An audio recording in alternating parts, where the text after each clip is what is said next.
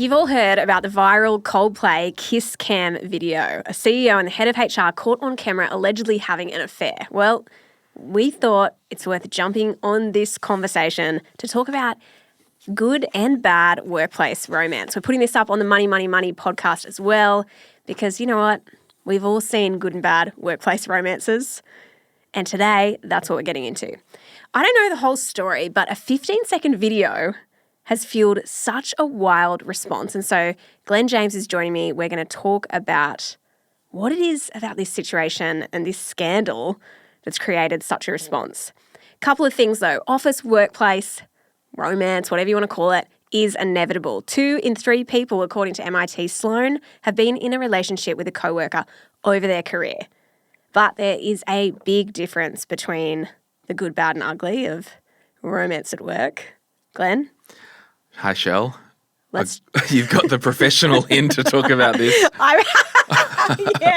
Yeah, that's it. We can talk about all your office crushes and workplace stories.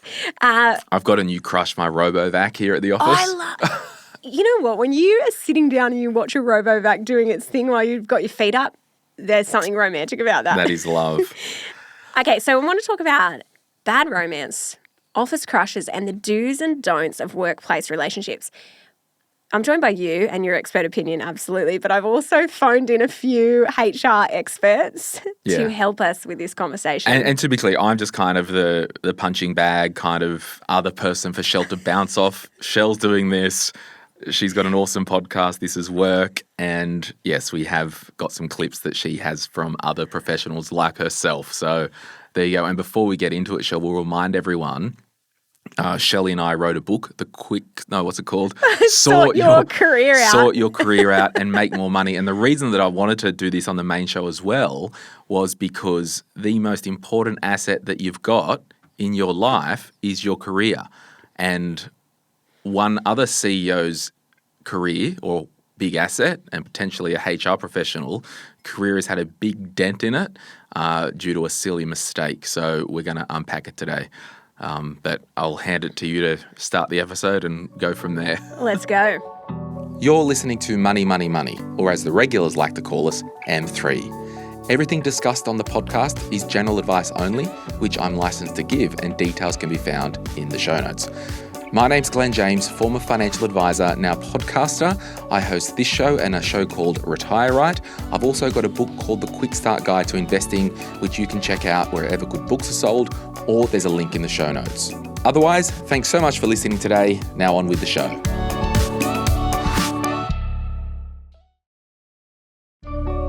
Okay, so we know. Oh, actually, would it be worth showing the video, like putting some of the video on or not? I don't think so. Everyone's seen it. So when did you see the video? Is this going? Yeah. Oh, this is it? This is the this podcast? Is it. Oh, I'm just interested to know what did you think? I think I saw it. We're recording this on Saturday. I would have seen it when I woke up on Friday morning maybe or Thursday night. What were your first thoughts as you saw it? Okay. So the funniest thing was when I saw it, I actually saw it on Facebook in one of those photo editing groups where people put their photo. I'm like, can someone remove this from the background? Anyway, an anonymous person put this photo up and be like, could someone please remove my head from this photo? And I'm like, what? This is weird. And then, you know, as every meme kind of started, I then saw what it was. But my first reaction was, you know, don't shat where you eat. And if you do, don't go to a Coldplay concert or out in public with someone that you're cheating with. And then I think my broader conversation was like the amount of hurt and pain that's being caused to the families impacted by this. And I think that's interesting, isn't it, where I think about office romances and they've been around for forever. Like it's one of those things that is inevitable. And there's this research by MIT Sloan that 2 in 3 people have had some form of romantic relationship at work. And Stanford did this study in the US and they found that 1 in 10 married couples met at work. So you think about it, like the workplace is a great place to meet a partner. And like that's one side of the coin, like there's those good stories that you have. But I think there's also the good, the bad, and the ugly of workplace relationships. And what we saw on that Coldplay clip is the ugly version of like a secret relationship between two of the most senior people in an organisation out there Having fun. having fun. I wonder as well, were they on a business trip in, I think it was Boston? Because if you're having an affair, are you going out in public in the towns that you live and work? I mean, I wondered about so many dynamics. Like, I've also wondered, if you've seen the video, you'll know there looks like there's a friend or someone to the there. left, and she's embarrassed, just giggling, Yeah. but like embarrassed, but like mortified, but also laughing that, oh my gosh, this has just happened. Yeah. And I did wonder. I have like so many questions, and we're going to unpack all these questions. But one of them was, we'll get to it later on, is kind of this idea of the bystander effect. Like when you're in a workplace and you have a secret, the secret's going to come out, be it two people having an affair. But before the secret fully comes out publicly, a couple of people usually know. And so, like, I think about the executive assistant to the CEO. Did they know? Like, all these questions come up for me of, like, what happened? But let's just start at the beginning. Okay. What is it, do you think, about this situation in particular that's got the whole world talking? Well, I think, to be simple, this scandal lit up the internet like a sky full of stars. And I knew you were going to bring some lyrics. I knew you were going to try and work out what lyrics will I put in inject into this. But it was only 15 seconds, but time stopped. Time stopped. Like clocks. Oh, stop it. How many things have you been doing? How much I've got Googling two did you done. do? All right, on to the third. But I did hear that the MIT and Stanford scientists were actually listening to the scientists when they were doing their research. Right. What was the question? Should we just go to M's recording? Yeah, well, because I knew that you wouldn't I just have wanna much land valuable these. content No. to bring to that one, aside from as many references to Coldplay songs. I have actually contacted a few people that I think would be helpful. So M. Bowen, and let me tell you, we wrangled this last minute to try and get you some HR experts to jump in to this conversation. So let's share M's input to this first question. What is it about this situation that's got the whole world talking? Okay, we'll play it right now. Hey Glenn, hey Shell. Sorry I can't be there today. I would have loved to have done a debrief with you guys on this one. You're in forgiven. Real time. It's feeling a bit icky, right? I mean, obviously it's an affair and that brings a bit of ick. But if we're thinking about it as a workplace romance, why does it seem to feel that little bit worse than the boss and assistant storyline that we're so used to? I mean, it does have that familiarity, but there's just something about it. We've got the chief of HR and we've got the CEO. And look, from what I can tell, they're arguably reasonably close in age. They're closer in power than that narrative that we maybe have become more familiar with of the boss and the assistant. So what is it about this one? Look, for me, I think it's that familiar storyline of the boss and the assistant. It's been romanticized.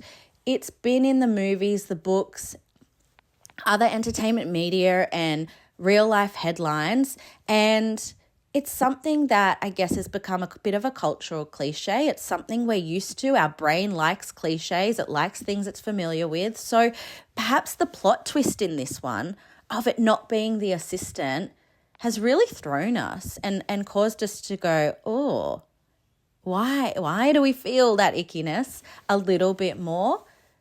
And look, we can't ignore the nature of the role of HR. One of my colleagues actually made the joke yesterday, I bet he wishes that he had started this relationship with the head of public relations instead. And that got a bit of a giggle out of all of us. Your HR person, whether they're in a senior role or not, but particularly given we're talking top tier in this scenario, they're the custodian of people and ethics. And I don't know if we can move past that. I mean, we're talking about the person who has utmost responsibility for having people in a workplace feel safe and secure and protected at work. So are we feeling less safe now? Is it causing us to question, well, can we go to HR and can we trust them? Or at least this person? Maybe I should go real easy on the generalizations here. So I take that one back. But look, we're looking at a person here who is representative of that in a business, and I guess we expect of them that they've got a heightened sense of consequence around professionalism and relationship choices. And so we hold HR ourselves to a higher regard in that sense. And as I say, I'll try and tiptoe a little bit around the generalizations and also the making specific comments of the person involved, because not my place. But if we're just able to, I guess, comment generally, there's some of the thoughts that came up for me. And I'm also mindful of these lines that have been blurred, so boundaries have been crossed. It challenges the credibility of all people involved in a situation like this, and it is going to cause you to question their judgment extending beyond that romantic partnership choice that they've made, because it's going to have you feel a sense of, well, how else does this reflect around their day-to-day decision-making in the workplace? That's the context in which you know them, and that they're both, I guess, kind of having met, and it does bring that scandal.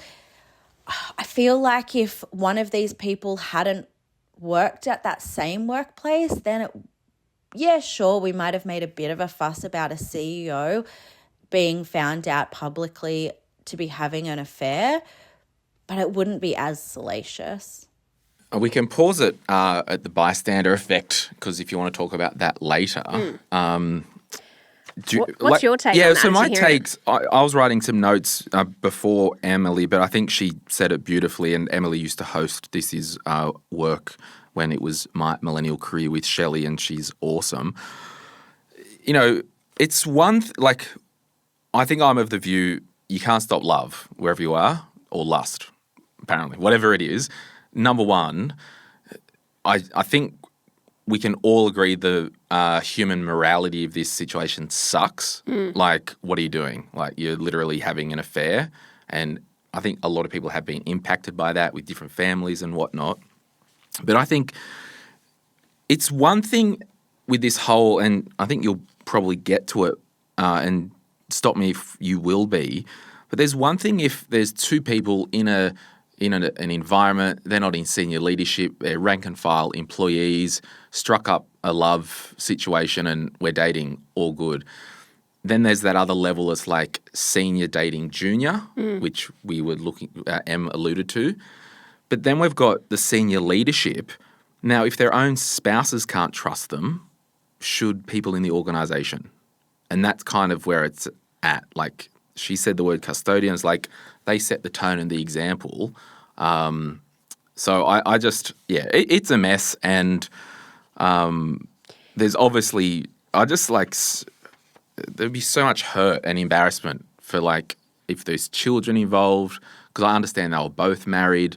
And maybe I want to ask you, and I think you'll get to it maybe, in the second half of the episode, like if there are business owners listening with big teams about frameworks and procedures, because it's not about, hey, no, you're not allowed to fall in love with anyone, but there probably needs to be at some point some type of disclosure.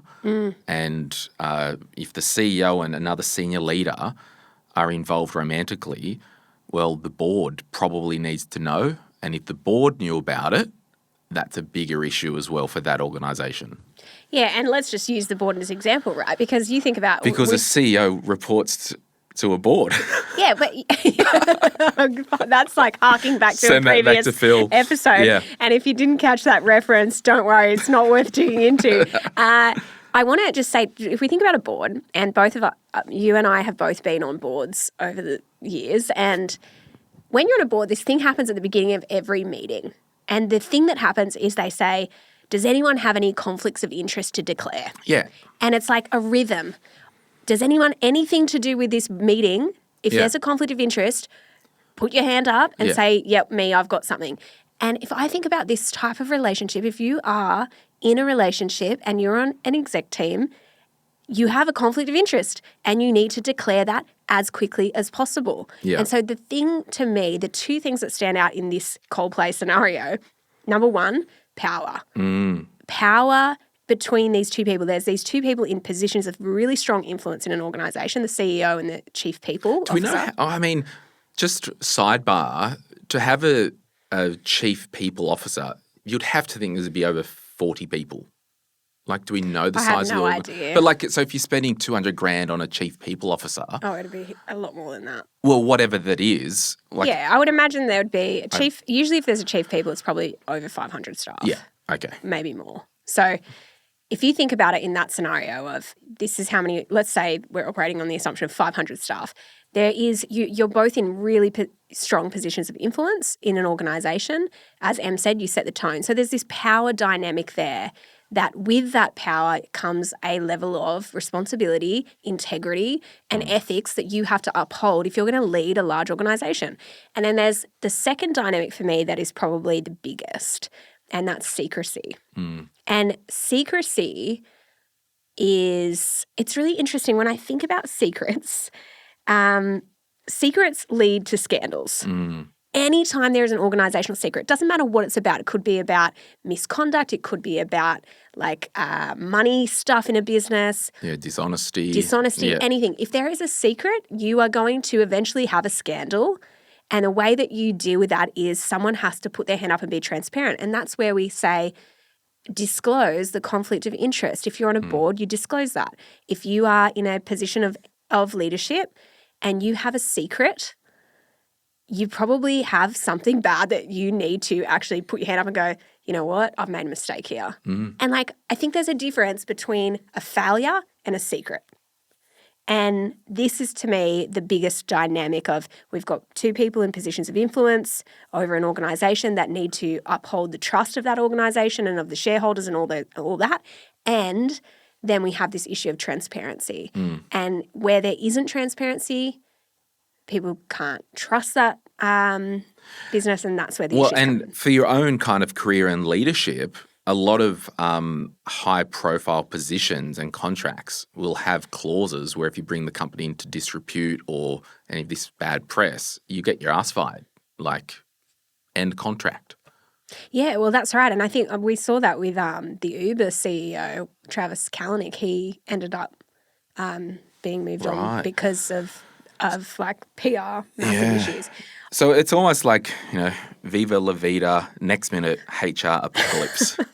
Yeah, try to fix you. Like you personally, Glenn James. Yes, like, you're welcome. I will try. I think the other thing that comes to mind here is that healthy relationships are founded on trust. And I don't know, like if I just feel there's so many dynamics for us as like human behavior when we see stuff like this. Humans are going to fail. Yes. But I think it's that you've just got to own your own failures. Or at least, I don't know. If they weren't, and this is the problem, like if it wasn't Coldplay, it would have been something else that caught them out. Exactly. It was always going to come out. Yeah. So I was involved in an organisation once and there was rumours of stuff going on, and it's kind of that, I don't know, it's awkward, or maybe we save it for the whistleblowing thing, but it's, if you heard something and you went to the leader and you're like, hey, I heard this is awkward, it's kind of about you, is it true or not? Like, that's really hard to do, because if it's not true, you look like a fool. So at what point, if you do notice something in an organisation that could be gossip or you physically see something, like at what point do you go, hey, this is odd, I know that person's married, I know that the other person's married, I know they're both our bosses, this is like, it's really hard. It is really hard. And I think one thing I like to use, and we call it at Bolso, we call it ODD. And it's a framework. And it's essentially a framework to diagnose weird behaviour in the workplace. And so anytime you see something odd, we ask people to remember this. So observe, distance, diagnose. And so you could do this with a trusted advisor, mentor, friend. And that is, what is happening? What are the facts? What are you observing? Now, if it's just hearsay and stuff you're hearing from other people, well, you're not actually observing anything. It's just gossip at this point. Yeah. Whereas if you've seen something that you thought was odd, like let's say you see some weird touch between two people and you think, well, that person's putting their hand on that person's leg. Yeah. Seems a little bit odd. So, okay, observe. What were the facts? I saw this little interaction. Seems a bit odd. And then distance. So distance is essentially psychological distancing, which is stepping back from the situation. Usually in high stakes situations or things that feel emotionally charged, we can get into overthinking. So taking a step back and going, what happened versus what am I making it mean? And then the last one is diagnose. And so that's where you give the situation some kind of label. So I might just say there is some inappropriate interaction between those two people. And so then I would take that and I would go to HR and say, hey, I just want to talk you through this thing. Or I would go to the next level manager, someone in that business, and say, I've just noticed this. I don't know how to approach it. Can you help me navigate it? And get their input. Now, this situation, the reason why I reckon it's gone so wild is because, well, who do you go to when the most senior HR person is the person at fault? Yeah. Well, and that's the thing. It's do all employees and team members know who the board of the organisation is? Yeah. Because that's effectively, what the controlling party is in this situation. Yeah, and that's above the CEO. Because usually you would go to the CEO. In this case, probably can't. Yeah, probably can't. So what do you do? Then I think that's where we go. Do you say, hey, bro, I'll tell your wife, or you can let me know, but it's happening next Thursday for me. Who would she rather hear it from? Yeah, that can be a forcing function. Yeah. Not healthy, but... Not healthy. But also, it's really hard because what would have been going through so many people's minds is jeopardising their own career. That's right, yeah. So then it's why we have whistleblower policies in organisations that for this reason. The reason whistleblower policies exist is because we know that people in power don't always do the right thing. You talk about, this secrecy and power dynamics. Just expand on that. Well, I think if we think about the power dynamic there, I see that as being it's really interesting. Having worked in a HR role, and Em is COO of a recruitment organisation and business, rare kind. And Shout out. She has had a lot of HR experience, and I guess for both of us, one thing that would be really front and centre is when you are in a HR role, you are essentially represent the ethical and culture standards of that organisation. And so with that level of power, you, I think, are held to a standard, just like leaders are held to a higher standard in the same way HR is held to a higher standard when it comes to culture. And I think that is just part and parcel of the role. And so if you can't lead with integrity and live out your values, and this is where I guess my big question around this was it's the values piece. What happened there? They would have had organisational values. They would have probably had their own personal principles and values that they want to live out as people. At some point, I feel like it's easy to drift away from your personal principles and values, and we need to have our own moral compass almost. moral compass. But that's everything that goes south, whether someone starts a Ponzi scheme and does something really bad, it starts with stealing $2 from the tip jar. It's almost this growing thing, and if it doesn't get, check or isn't kept in check, things can grow. Because, I don't know if it was a movie or one day they, went into a meeting and saw each other and just started kissing. It's obviously things grow, right? Well, and you're absolutely right. I feel like that Stanford research actually showed about how people in workplaces, the reason why workplace romance is so prevalent is because you're spending a stupid amount of time together and you often have stress bonding. And probably more time together with your work colleagues than your own family. Yeah. It's wild. Do you think as well, it's so interesting how the world has responded to this. I also wonder if it's because we like to think of our work and personal life as separate, but when your personal life, like your love life, which is personal, collides with your work life, it's like drama, you know, like is that part of it? But that's that whole don't shat where you eat thing, like, because it's not good. It will end up in a mess. Well, and it's so interesting where I just think. So, okay, and you know, if you've had the two leaders, the CEO and the head of HR, literally there's usually, you know, on the C-suite there might be the chief financial officer, chief technical officer, HR, or like marketing. Product. So you might have 5 core team members. Like maybe there was some type of plan in their minds like, yeah, we need to unplug this and you need to go and work somewhere else or one of us need to move on or something like that. Maybe they got caught out too early. That doesn't mean that they still did a good thing cheating on their respective spouses. But I don't know. I just think the whole thing's a mess and don't cheat But that's on where your it goes spouse. to this idea. Secrets are going to come out. So like. The truth is buoyant. Yeah. It will just always float to the surface. Yeah, can't kick a boy down like a. No. I'm talking about BOUY. Yeah, you really can't.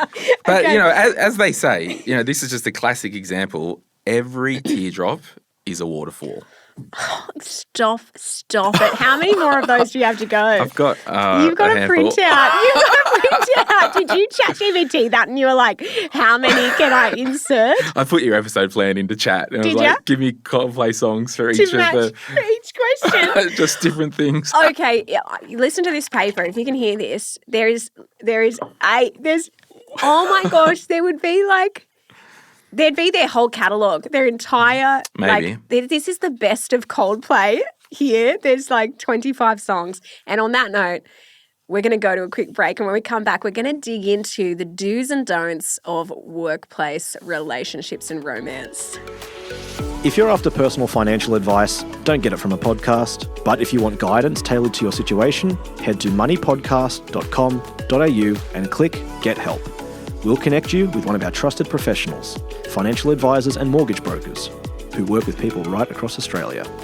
No matter where you are, they can help.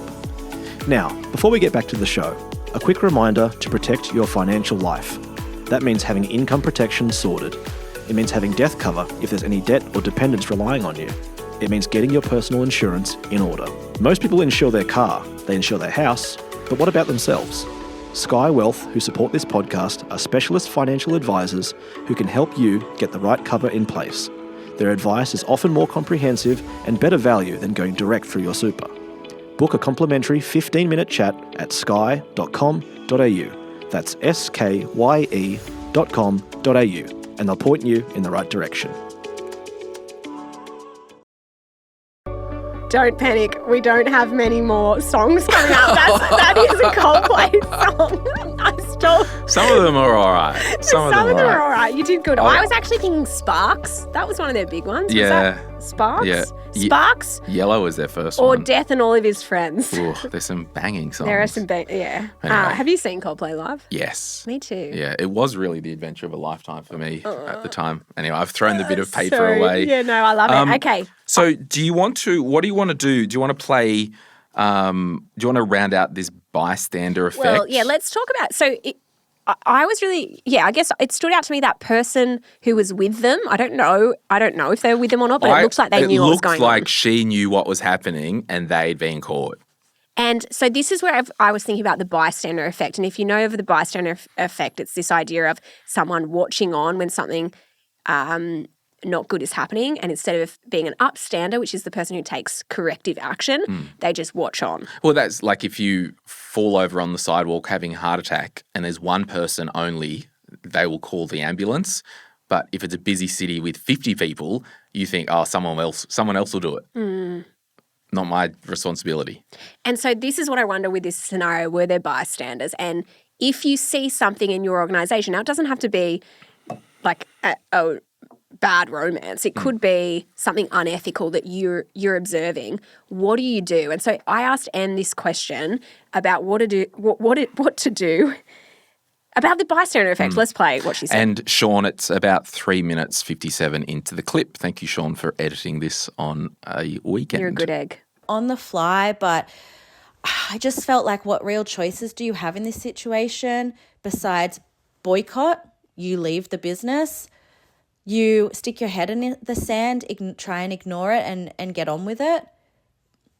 Both of those options feel questionable in regards to how they're going to make you feel. I mean, for some people, boycotting might be simple, but for others, they could be giving up a lot and ignoring it. I question the sustainability of ignoring your problems in probably all parts of life. So why would this be any different? Surely that sense of tension, the elephant in the room, is going to come stomping at some point. And so then I went, well, how do we get creative? How do we have the conversation? We always talk about those conversations, right?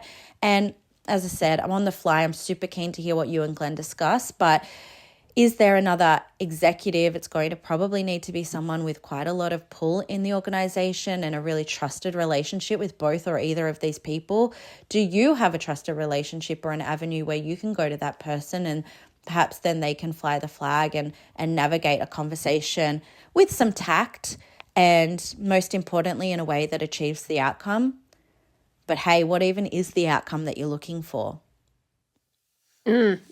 I mean, that is the question, right? What are your thoughts as you're hearing Em?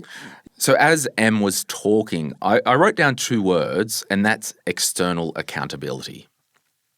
So is there some type of mechanism, person, that if someone in the organisation sees something, smells something, they can at least go to that accountability person that maybe isn't in the day-to-day operations? It could be a board member has that task or an external company, I don't know, but say, I saw this, I'm just reporting it, even if it's anonymously, I've done my bit, I've got my receipt.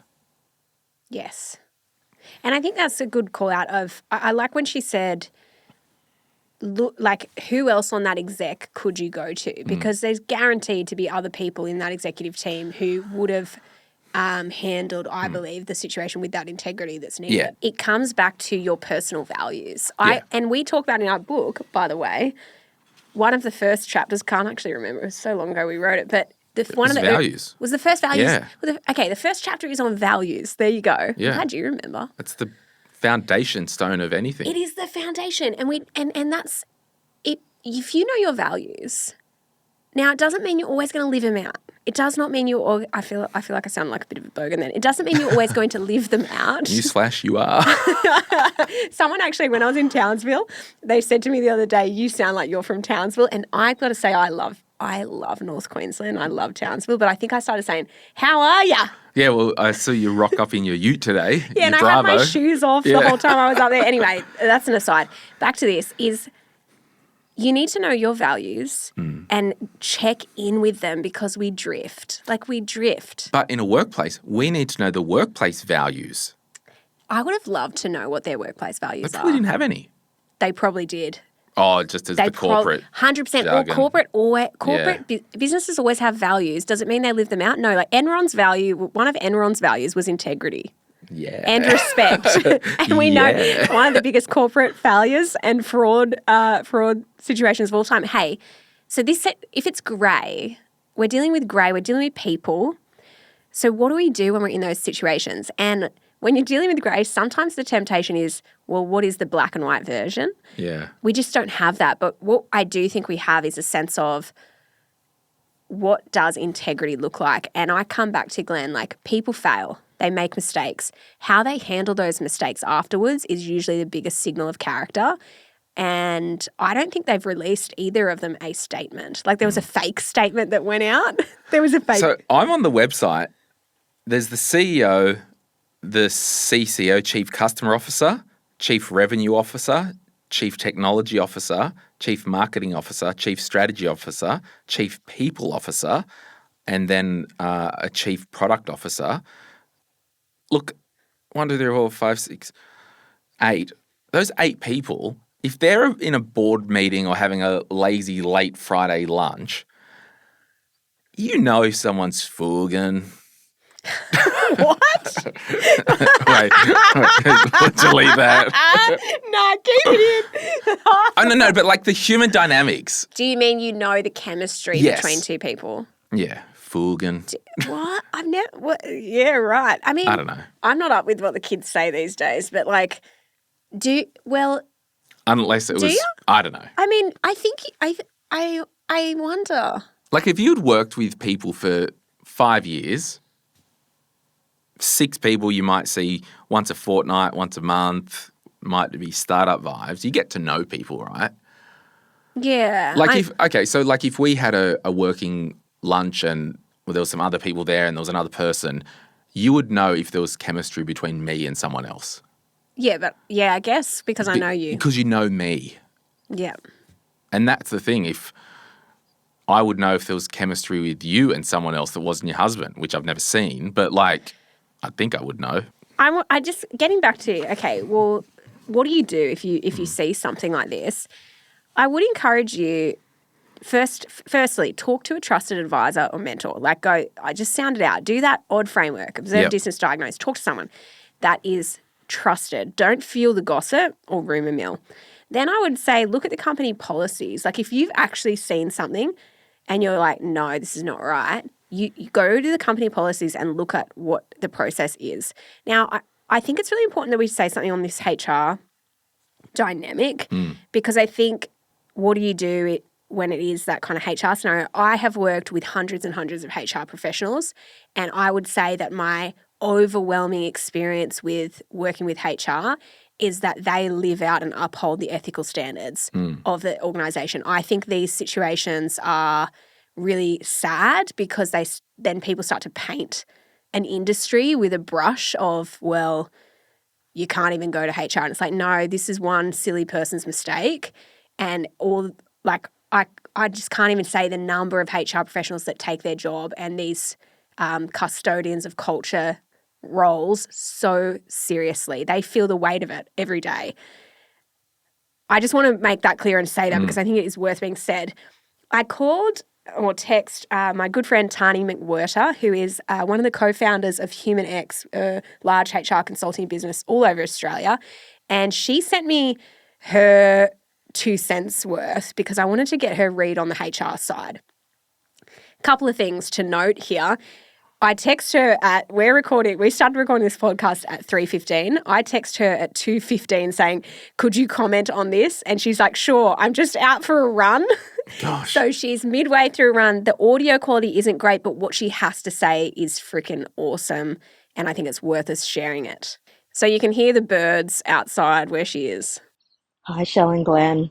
Of course, you two are on this, you pervs. Let's frame this up in terms of the meme and at risk of sounding flippant, depersonalize it a little bit because I think that's a whole other conversation. First of all, I want to make it really clear that HR doesn't hate love. We love love. And we are not the love police, and it's not our job to go around issuing love contracts.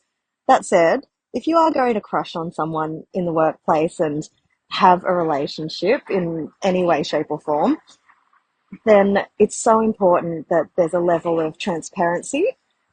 Definitely that there is really clear positive consent and that there is a good healthy dose of respect and quality communication, not only to make sure that you're complying with your obligations as somebody in that workplace, and certainly if you're a leader, but also to make sure that you're living by the values of your team and culture and your workplace. HR, like I said, we're not here to stop love, but we are certainly here to stop harm. And it's so important that people seek some advice because when things go south, it's the consequences and the fallout that is going to create that harm for those involved, but also other people in that workplace, and lots of potentially unintended consequences that when you're in that crush, in that honeymoon phase, everything looks rosy and wonderful. So getting some advice about how to proceed and what your options are as well, because then the people involved can weigh up, frankly, whether or not it's worth it. Yeah, I mean, echoing M's comments, which is good. I'm actually on the website in the careers section and looking, why work at the place. remote friendly, excellent insurance, unlimited leave, parental leave, tech and Wi-Fi, stipend, and learning and community. Community is a huge part of what we do. In addition to our yearly internal summit for all employees, you'll get regular access to conferences, concerts, workshops, and meetups in the ecosystem. Okay. I added concerts. Oh, did you? I thought it was in there. I'm like, that's weird. No, but there's nothing that I can see about any values. Okay. Yeah, which is interesting. That is interesting because usually that on the careers page would be where the values are. Yeah, but very tech heavy. It's not always warm and fluffy. Yeah. Is that a fair point? No, Just let me code, bro. No, I want to go to this question then, and it was great hearing. I like what Tani said about look, we love, and love will happen in workplaces. Yeah. It just needs to happen above board. It just needs to be out there in the open, not in the secret concerts you're going to that turn out to be not so secret at all. So I got a question. Office romances generally, yay or nay? I think yes, but I think what would be, it's like if you started seeing somebody in the office after a period of time, you both have to probably sit down and say, all right, we need to have a meeting with our respective managers. Yeah. And just disclose and declare it. Yeah, and it sounds like Tani and Em are both saying yay. But you're not going to do that if you're having an affair, both of you, when everyone knows you're happily married. Yes, well, that's right. So, Let's just then dig into so that leads us to this point of what are the do's and don'ts of workplace romance? And I kind of was thinking about some of the red flags of bad romance. Yes, let's go through them and wrapping it up. All right, well, lead the way. Okay. So talk to me about your point. It's a red flag it's a secret and you want it to stay that way. Yeah, so some workplace romances, even let's say it's... Well, the secret can be the thrill. Yeah, well, there you go. This is a bit naughty. Yeah, that's right. Staying back in the boardroom, doing some Let's take this offline data and never put it online. analysis. I don't know. Well, okay, so number one is, it is. If you want it to stay that way, because it might start off and be confidential, as in we're two team members, neither of us have partners, we start hanging out, we don't want people to know because we don't know where it'll lead. And that's what I said. At some point, 3 months, call it, this is going somewhere, we're going to be official. And that's when we say, hey, we're in a relationship, what's the process? Yeah. So the first thing is if it's a secret and one of you wants it to stay that way, if one person wants to keep it hidden, it's usually a sign of an ethical issue, a personal conflict. So they might be married or have a partner, or there's a power imbalance. And I guess that kind of leads to the next one. So the next red flag for me is that power imbalance. I think that if one person is in a position to make decisions over your career and you have a relationship with them, terrible place to be. Yeah, and that's what I think. If you are disclosing it and declaring it, one of you need to leave that organisation, or if it's big enough, that department. Or yes. Yeah. Don't be in a relationship with your boss. No, it might not end that well, to be honest. Probably won't. And I think that's where... Particularly if they're married. There's so many perceptions that come into the mix, like favoritism, unfair advantage. You think about how do you deal with pay and promotions and all that stuff. There's just no way. It's such a huge conflict of interest that to me... But the power imbalance thing's an issue as well. What if you're in a relationship with someone higher up than you and they're asking you if you're processing work for them or under them to oversee something, as in, just, I don't know, break a compliance law for this issue, it's all good, it'll be fine. You get called out by someone else covering for this person as part of your job. Well, there's just so many dynamics that make it really messy. So on that, your third point is, your work or their work is suffering. Yeah, because at the end of the day, you're paid to do a job. You're actually paid to do a job, and you need to make sure you uphold the quality and the standards of work. And so if you're in a relationship, but it's really tumultuous, it's one of those like unhealthy, maybe it's got some toxicity to it, maybe there's just drama built in, and your work starts to be negatively impacted, or theirs, I would question, like, is this actually a sign of life? Like, is this a sign of a good thing? Because healthy relationships actually should make you better, not worse. Yeah. Yeah. Another point you made here as a red flag is you fight at work. Gosh, how bad would that be? But do you know when you see your friends out and you're at, let's say you're out at dinner, Yeah. and the couple that you're friends with, they start to have a little argument, and you're like watching them have this like public, like little like spit, and you're like, this is so awkward. But because they're used to how they fight, they don't notice how awkward it is for everyone. Yeah, I've got friends where they will, like, if there's something wrong, they will sort it out right then and right there. Really? Yeah. And how does it make you feel? It's awkward. So we were in Sydney once, me and somebody else, and they were in the car as well. We felt there was some tension. Anyway, they had a blow up, and he's like, stop the car. We're getting out. We're dealing with this. We'll catch the train home. And their relationship was deal with it, tension. Okay, now we're good. Like full on drop grenades, deal with it. And what then kind of, move like, on. Would they just like yell at each other, or just like they would just have heated? Vent their opinion.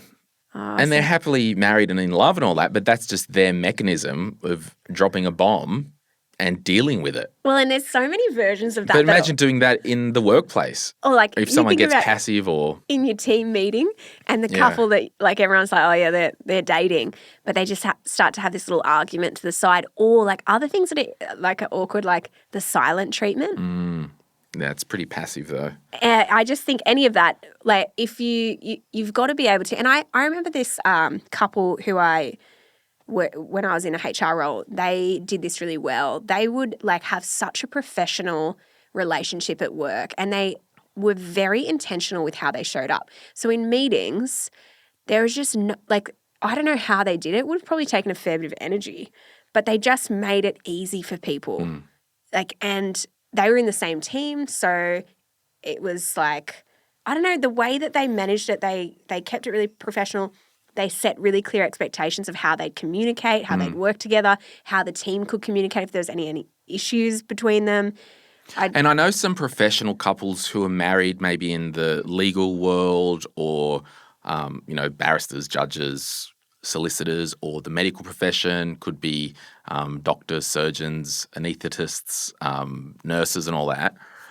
They will either use their maiden name at work or not change their name. Just for the perception. Like they might be in completely different departments.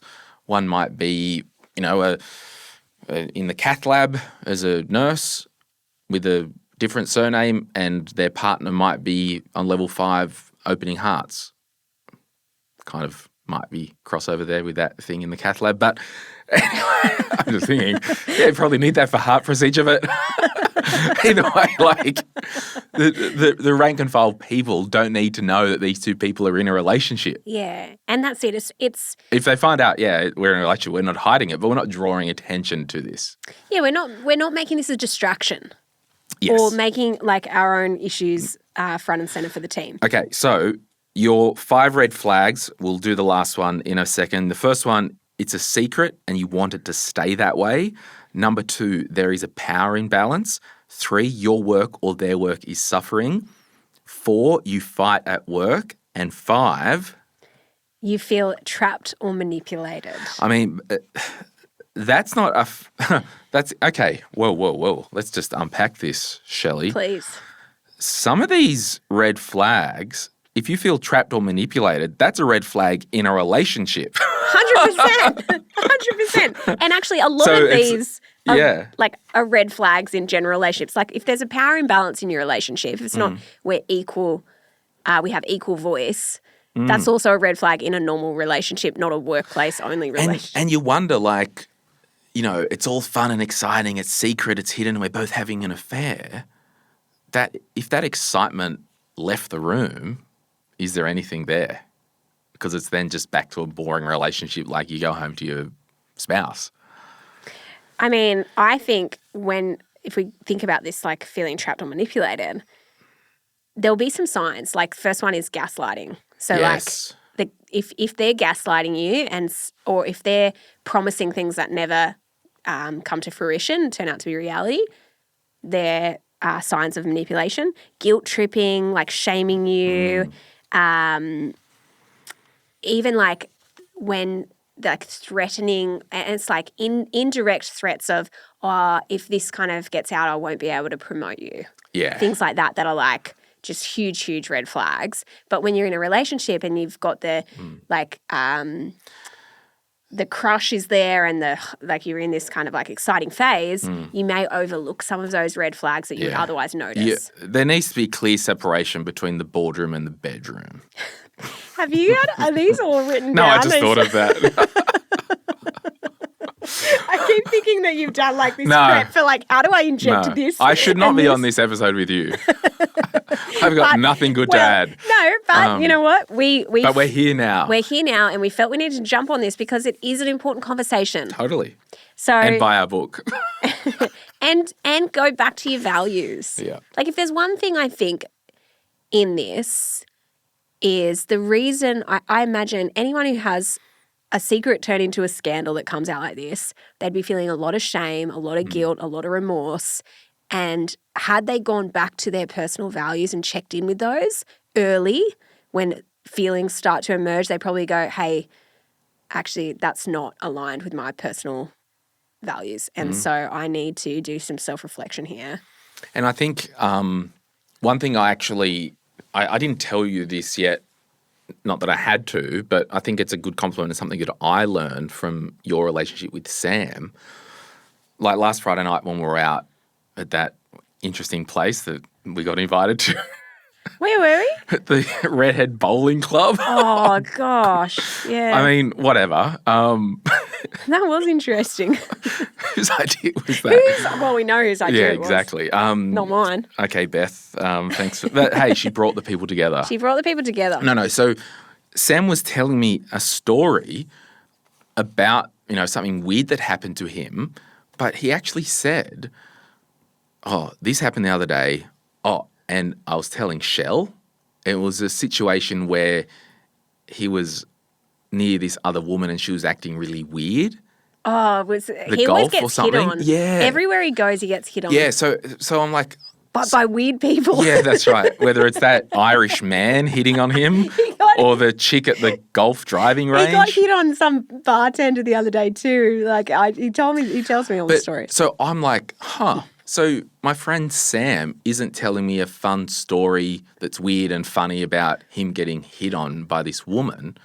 He did that, but he also, I think just in passing, that he made it clear with his wife that event happened. Yeah, and that's it. But the funny thing is, this is like a weekly occurrence for us. So I'm like, who hit on you this week? Yeah. Like, no, but that's The old true. Irish man at the pub was an interesting story.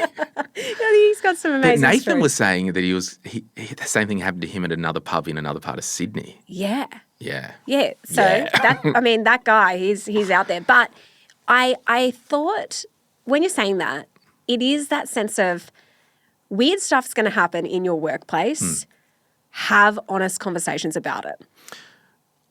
In finishing, my conversations would be, and this is an integrity thing, which I really try my hardest at doing, and again, put my hand up, I'm not perfect. I'm better. Better than perfect. How I show up at work, on the podcast, or to my friends on a freezing cold night outside at Redhead Bowling Club, I want it to be the same version of Glenn. That's really good. It's the consistency. Yeah. And I think that's what because people like when they meet me, you just like you are on the podcast. I'm like, that's such a good compliment because I'm literally just a guy in Newcastle in a factory bay. Like I'm not putting this thing out that I'm this perfect thing, and I just want to be the same person I tell my team, like with the issues that I've had like in recent months and, last year, I'll tell my two managers, Jess and Rach, we've got a little chat between the three of us.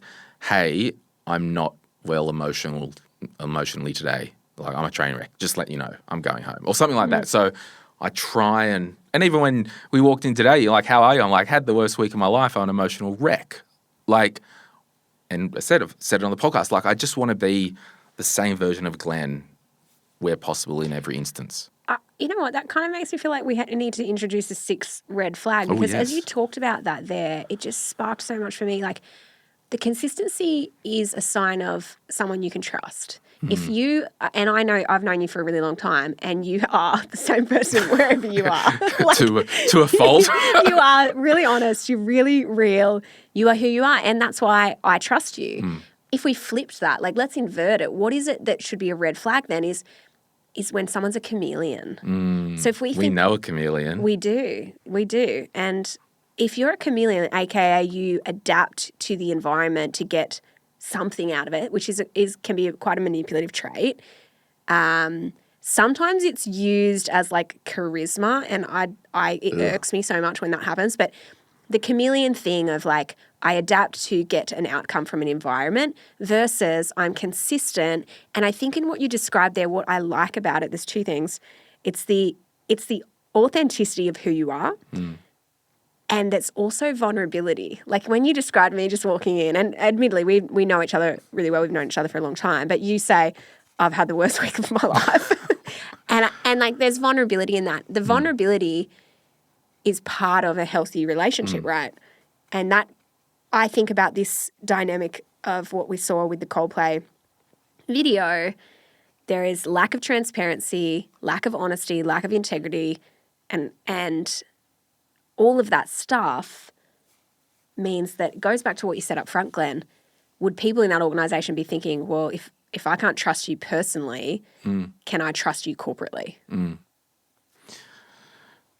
And that's your currency at work. Yeah. Like trust is your currency at work. If you want to get a promotion, you have to be trusted. If you want to be developed, if you want to get a pay rise, you have to be trusted. So if you lose that trust, it takes a long time to rebuild. Yeah. And I think, there's probably 2 sorry executives in the States right now, sorry and embarrassed, but you're only likely sorry and embarrassed because you got caught. So make sure if you're finding yourself in a quirky situation at work, just start to unpluck that chicken slowly, methodically, whatever. Or quickly at home. Like you might need to move quickly on that. I made a mistake. I haven't lived out my values. People make mistakes. I'm even thinking, because I know on your podcast a lot of HR leaders and business owners listen to it, I would probably say I might even look at our values. Like if there are workplace values and senior leaders in that business aren't lining up to those values, they need to be challenged. Yeah. Anyway. They need to be challenged. And like, yeah, I think I think it's a good place for us to land this conversation. What do we know? Like workplace romances are inevitable. They will happen. They can be good, bad, and ugly. But if you show up with integrity, if you declare, hey, disclose it, here's what's going on, you get clear on the expectations and you show up consistently and align with your personal values, you're gonna be able to do it well. Yeah. And just avoid any conflicts of interest. Declare it, like the boardroom. Giddy up. Well, all right. Thanks for coming on the show. If you enjoyed this episode... I thought you were about to say, thanks for coming in on a Saturday afternoon, Glenn. Yeah, well, at last minute, we tried to move fast.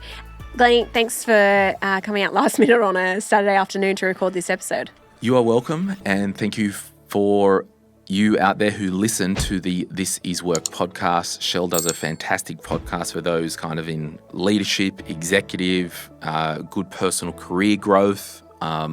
It's such a good tool, and I know a lot of listeners really get a lot out of it. So thank you, Shell. And shout out to Tani McWhirter and Em Bowen for jumping in last minute to give us their HR expertise on this. Love your work. And Sean for editing this on a Sunday or Saturday night. We love you, right. Sean. Thanks, friends. Bye. Any advice is general financial advice only, which does not take into account your objectives, financial situation, or needs.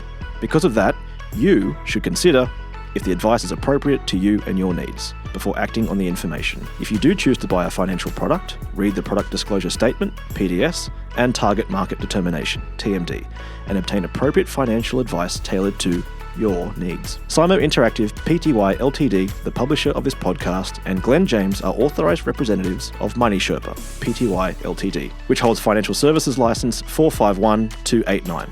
Opinions or comments from any guests on the podcast are theirs and not those of the host or the publisher or their respective license holders.